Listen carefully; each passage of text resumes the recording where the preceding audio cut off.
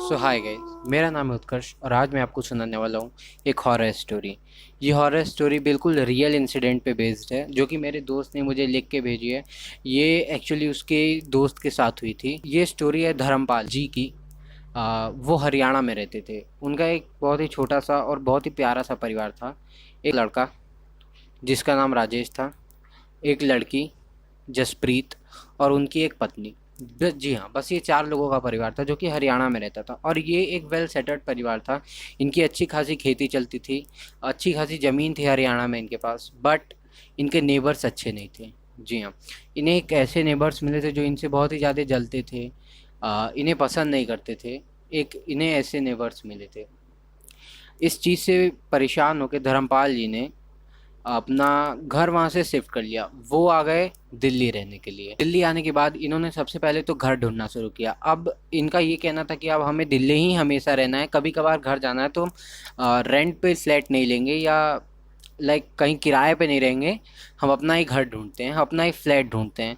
तो ये साउथ दिल्ली में जाके इन्होंने अपना घर लिया। एक 3 BHK का फ्लैट था जो कि इन्हें काफ़ी सस्ते दाम में पड़ गया। लिटरली इन्होंने इतना एक्सपेक्ट नहीं किया था कि हमें इतने सस्ते दाम पड़ेगा, बट इन्हें बहुत ही सस्ते दाम में पड़ गया। सिर्फ और सिर्फ 1 करोड़ के अंदर इन्हें वो घर पड़ गया। इनका बजट फिर भी 3 करोड़ तक था, इन्हें 1 करोड़ के अंदर घर मिल गया। ये वो काफ़ी खुश थे और इन्होंने पार्टी वगैरह की।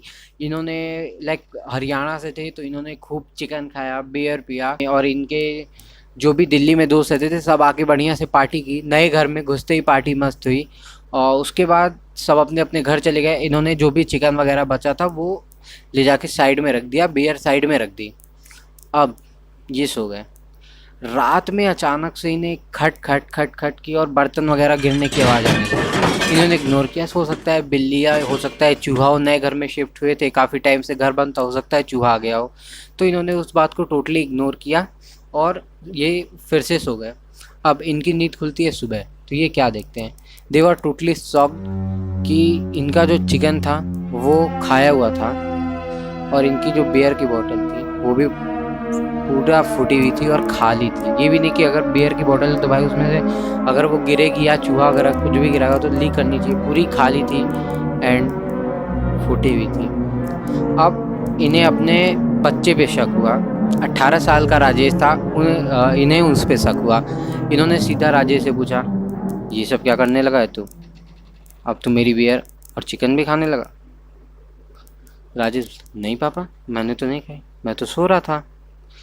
इसके पापा बहुत ही ज़्यादा गुस्सा हो गए, खींच के राजेश को एक कंटाप लगाया सीधा ताट से कान के नीचे, बिल्कुल गुत्थी पे पाट। तो आज रात में फिर से इन्होंने चिकन खाया और अब फिर से बियर पी और उसके बाद वहीं सेम जो बची थी साइड में रख दिया और सोने चले गए। रात में फिर से खटखट की आवाज़ आई, फिर से इग्नोर करके सो गए। फिर सुबह उठा, फिर वहीं सीन, पूरी दारू की बोतल टूटी पड़ी है, बियर की बोतल टूटी पड़ी है और चिकन ख़त्म है। अब इन्हें लगने लगा कि नहीं नहीं नहीं, ये राजेश तो नहीं कर सकता, क्योंकि राजेश तो उन्हीं के साथ सो रहा था। ये राजेश तो नहीं कर सकता, इन्हें शक हुआ। अगले दिन जब ये अपना बियर और चिकन लेके आए तो इन्होंने पूरा फिनिश करा और पूरा फिनिश करने के बाद बोतल और वो वहाँ रख दी। उसके बाद वो चले गए सोने। इन्होंने राजेश को अपने साथ ही सुलाया और रात में खड़ंग खड़ंग की नहीं, तोड़ फाड़ करने की आवाज़ आई। से ऐसा लग रहा किचन में धड़ाम उधर पटका। फ्रिज का गेट खोल के धाड़ धाड़ धाड़ धाड़ धाड़ धाड़ कोई पटक रहा है और दे वर टोटली अफ्रेड। जी हाँ, वो पूरी तरीके से डर चुके थे। वो उठे कैसे कैसे करके तो धर्मपाल जी बाहर गए। वो देखते हैं कि एक काइंड ऑफ अंग्रेज टाइप का आदमी बिल्कुल कोट वगैरह पहन करके इधर से उधर, उधर से इधर, इधर से उधर, इधर से उधर इतनी तेजी से भाग रहा है, लिटरली ये देखने के बाद धर्मपाल जी पूरी तरीके से डर गए और वो सीधा गए हनुमान चालीसा पढ़ना शुरू किया। एंड उस रात तो उसके बाद कुछ नहीं हुआ, वो बढ़िया से तो नहीं सो पाए, उनकी नींद तो उतनी अच्छी नहीं आई। लेकिन अब दिक्कतें शुरू होने वाली थी। अभी तक तो ये नॉर्मल चीज़ थी। अगले दिन से राजेश की और इनकी जो बेटी है जसप्रीत, उसकी तबीयत ख़राब होना शुरू हुई। धीरे धीरे राजेश की इम्यूनिटी तो ज़्यादा थी वो रिकवर कर रहा था थोड़ा थोड़ा, वो उतना ज़्यादा मतलब बिल्कुल बेड पे नहीं पड़ चुका था। लेकिन जसप्रीत जसप्रीत काफ़ी ज़्यादा बीमार पड़ने लगी। अ, उसके मुंह बिल्कुल रात में बिल्कुल ठीक ठाक सोती, सुबह उठती तो पूरे मुंह में स्क्रैचेस, पूरे हाथ में स्क्रैचेस, बिल्कुल स्क्रैचेस स्क्रैचेस आ चुके थे। अब धर्मपाल जी को पता तो था पर वो कुछ कर नहीं सकते थे, क्योंकि हर रात में धमकी मिलती। अगर तूने कुछ किया तो मैं तेरी बेटी को मार दूंगा। अगर तूने किसी पंडित या बाबा को बुलाने की कोशिश करी तो मार दूंगा। दारू और चिकन, रोज रात में 12 बजे मुझे दारू और चिकन चाहिए। कहीं से भी ला, कैसे भी ला, मुझे चिकन और दारू दे। अब हर दिन का रूटीन हो गया, रोज धर्मपाल जी दारू और चिकन किचन में रखते और सुबह वो गायब होती। लेकिन अभी भी जसप्रीत की जो तबीयत थी वो ठीक नहीं हो रही थी, वो दिन ब दिन और बिगड़ते जा रही थी। उसे वोमिटिंग होना, उसे खांसी आना, अब उसके खांसी में से और वोमिटिंग में से खून निकलना शुरू हुआ। लेकिन अब जब बेटी की इतनी तेज़ तबीयत ख़राब हो तो एक माँ कैसे सहन कर सकती है। माँ ने अगले दिन जब बेटी को रात में वो काइंड ऑफ भूत आया, बिल्कुल माँ ने डट के सामने के, कौन है तू, क्या चाहता है तू, क्यों मेरी बेटी को परेशान कर रहा है, जो तुझे चाहिए वो तो तुझे मिल रहा है, तुझे दारू चाहिए, तुझे मुर्गा चाहिए, तुझे हम सब दे रहे हैं, क्यों परेशान कर रहा है हमारी बेटी को, छोड़ दे इसे। तो वो कहता है, क्या मैं दारू मुर्गा नहीं लेता था। मैंने तो भी तुमसे कुछ मांगा है। दे वर शॉक्ड, ये क्या हुआ, how is this possible. They they literally don't know, क्या हम तो रोज तुम्हें दारू मुर्गा दे रहे हैं, फिर हाउ। अब पानी सर से ऊपर जा चुका था। कुछ भी करके धर्मपाल जी ने पंडित जी को बुलाया और उन्हें दिखाया। उनके लिए इतना आसान तो नहीं था, क्योंकि वो जब भी बाहर जाने की कोशिश करते धड़ाम धड़ाम उनके मुंह पे बिल्कुल दरवाज़ा बंद हो जाता था। उन्हें कई बार चोटें आई, उनकी नाक टूट गई, खून निकलने लगा। लेकिन वो, अब उनकी बेटी की तबीयत बहुत ख़राब हो रही थी। वो गए, उन्होंने पंडित जी को बुलाया और दिखाया। पंडित जी ने कहा, यहाँ एक नहीं दो दो आत्मा है। और वो पूरी तरीके से हक्के बक्के रह चुके थे, क्या दो आत्माएं।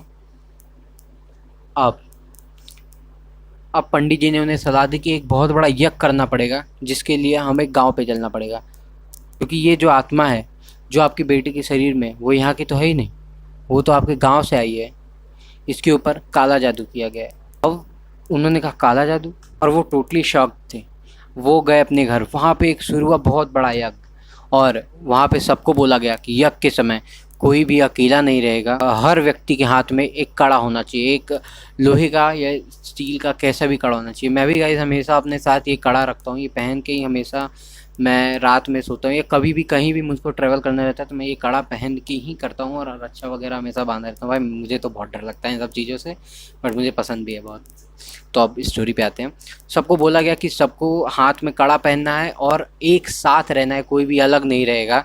तो उस दिन ऐसा ही हुआ, सब लोग एक साथ थे। लेकिन राजेश राजेश नहीं था एक साथ। उसे इन सब चीज़ों में बिल्कुल भी बिलीव नहीं था, और वो कड़ा वाड़ा कुछ भी, मतलब पेरेंट्स के सामने तो उसने पहन लिया, लेकिन बाद में उसने वो कड़ा निकाल लिया और वो गया बाथरूम। बाथरूम में जाते हैं, उसकी इतनी जोर की चीख आई है कि पूजा वूजा छोड़ के सब वो सीधा भागते हुए बाथरूम में गए। और देख क्या रहे हैं, राजेश छिपकली को देख के डर गया।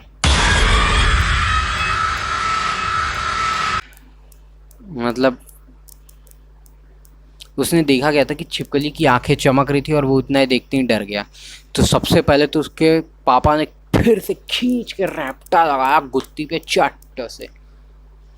राजेश बोला, पापा इसकी आंखें चमक रही थी, ये अचानक से यहाँ हुई। भाई वो छिपकली है, उसका काम ही वही है, इधर से उधर करना, और आंखें चमकती हैं, हर जानवर की आंखें रात में चमकती हैं चू। उसके बाद फिर से वो पूजा पे बैठे, एंड अब रियल टांडव शुरू हुआ। राजेश राजेश की जो बहन थी, अब उसे एक गोले में बैठाया गया। पंडित जी सामने बैठ के खूब जोर जोर से मंत्र पढ़ रहे हैं, और अचानक से जसप्रीत जमीन से 5 फीट ऊपर हवा में बिल्कुल हाथ पैर ऐसे खोल के उड़ने लगी। सब लोग शॉक्ड, बिल्कुल डर के मारे। और पंडित जी और जोर जोर से मंत्र पढ़ने लगे और उन्होंने लिया गंगा जल और कुछ मंत्र पढ़ के उसके ऊपर फेंका और वो धड़ाम से नीचे पड़ा। अब शुरू हुआ क्वेश्चनिंग आंसरिंग का टाइम। पंडित जी, कौन है तू, कहाँ से आई है, कौन है तू, कहाँ से आई है, क्या चाहती है इसे, क्यों परेशान कर रही इसे। तो उसने बोला, मुझसे क्या पूछ रहे हो? इसी से पूछो, क्या करा था इसने? जसप्रीत। पंडित जी बोलते, ये अपने होशो आवास में नहीं है, तूने इसे कब्जा कर रखा, ये कैसे बताएगी, तुझे ही बताना पड़ेगा। कौन है तू, मैं तुझे मार दूंगा, बता कौन है तू। इतना कहते ही आत्मा पूरी तरीके से गुस्से में आ गई और उसने धड़ाम से सीधा ऊपर दीवार में जाके और वो बोलना शुरू करती है, मैं कीर्ति हूँ। कि मम्मी पापा ने इसको कितनी बार मना करा है, किसी भी अनजान आदमी का खाना न खाए, किसी भी अनजान आदमी का दिया हुआ कुछ न खाए, न किसी से बात करे, लेकिन ये बिल्कुल नहीं मानती। जब ये यहाँ से जा रही थी तब इसकी पड़ोसियों ने इसको लड्डू खाया और इसने बिना कुछ सोचे समझे खा भी लिया, ये जानते हुए कि वो उसे परेशान है। मैं उन्हीं की तरफ से भेजी गई हूँ इस परिवार को खत्म करने के लिए, और मैं किसी न किसी की जान लेके ही जाऊंगी। इतना कहती हूँ उसने फिर से एक बार धड़ाम से मारा सर। अब की बार पूरा सर फट गया, पूरा खून खून। अब पंडित जी ने भी अपनी सिद्धियाँ दिखाई, उन्होंने कुछ न कुछ मंत्र पढ़ा, उसको काबू में करा। जसप्रीत को हॉस्पिटल भेजा गया। जसप्रीत की हालत बहुत ज़्यादा नाजुक थी, वो अपनी आखिरी सांसें ले रही थी। एंड अचानक से रात में उसके अंदर आया भूत। तुमने मेरे लिए दारू और मुर्गा नहीं रखा, ये तुम्हारे लिए बहुत गलत होगा। इतना कहते ही भाई, इतना जैसे ही ये सुना है, अब जो राजेश को बिल्कुल बिलीव नहीं था, राजेश इतनी तेज चिल्लाया कि जो कौन है तू, क्यों परेशान कर रहा है, यहाँ दिख रहा है मेरी बहन आखिरी सांसें गिन रही हो, तू हमें आके परेशान किए जा रहा है, दारू मुर्गा कैसे होते हैं स्प्रिट्स। मतलब बिल्कुल उसका जितना फ्रस्ट्रेशन था, जैसे आदमी के ऊपर फ्रस्ट्रेट होता है, वो पूरी अपनी फ्रस्ट्रेशन निकाल दी। अब सब राजेश को शांत करा रहे हैं कि शांत हो जा, शांत हो जा। डॉक्टर भी आ गए कि क्या हो गया, क्या हो गया, क्यों चिल्ला रहे हो तुम। उसके बाद फिर तुरंत बाबा जी को बुलाया गया। बाबा जी ने उसे एक रच्छा बांधा और फिर से गंगा जल छिड़का। उसके बाद सब कुछ शांत हो गया एंड वो सब लोग घर चले गए। और उसके बाद वो सुबह उठ के आए तो डॉक्टरों ने बताया कि जसप्रीत अब नहीं रही। रात में छत से गिरने की वजह से उसकी मौत हो गई, पर हमें नहीं पता ऐसा कैसे हुआ।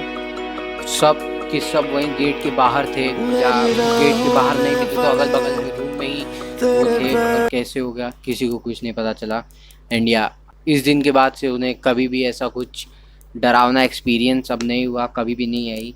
जो उनके पड़ोसियों का मकसद था वो उसमें सक्सेसफुल हो गए और एक प्यारी मासूम सी बच्ची की उन्होंने जान ले ली। पता नहीं भाई ऐसा लोग क्यों करते हैं, जेलस होके।